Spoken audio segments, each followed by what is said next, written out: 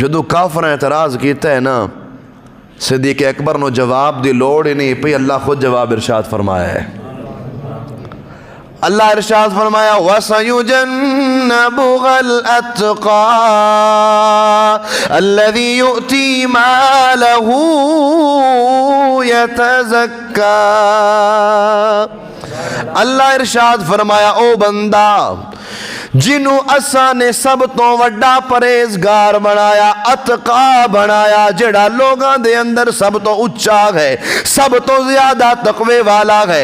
اللہ فرماندا ہے ان قریب اساں اونوں پاک کر دیاں گے، کنوں پاک کران گے؟ الذی یؤتی مالہ یتزکا، جنہیں اپنا مال اللہ دی راہ اندر پیش کیتا ہے، اس واسطے پیش کیتا ہے کہ اللہ انہوں ستھرا کرے، اسا انہوں ستھرا کران گے۔ او دا اے کم کسی دا احسان جتان دے واسطے نہیں سی، اس دا اے کم کسی دے احسان دا بدلہ دین دے واسطے نہیں سی۔ اللہ اعلان فرما رہے ہیں اِلَّا ابْتِغَاءَ وَجْهِ رَبِّهِ الْأَعْلَى،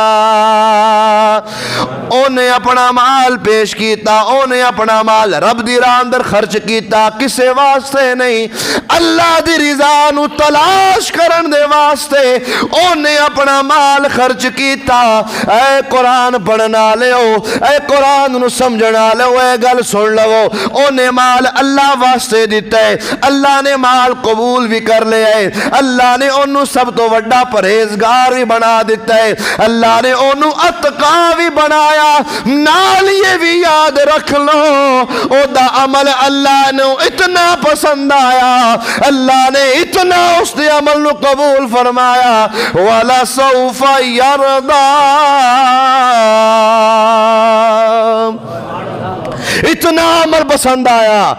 اللہ پہلے فرمایا انہیں کسے واسطے نہیں کیتا، انہیں ساڑھے واسطے کیتا ہے، اور ادھا اجر اساں اے دیوان گے کہ قیامت والے دن اساں انہوں اتنا اجر دیوان گے، اتنی عطاواں کران گے، اتنا اجر دیوان گے کہ وہ راضی ہو جائے گا۔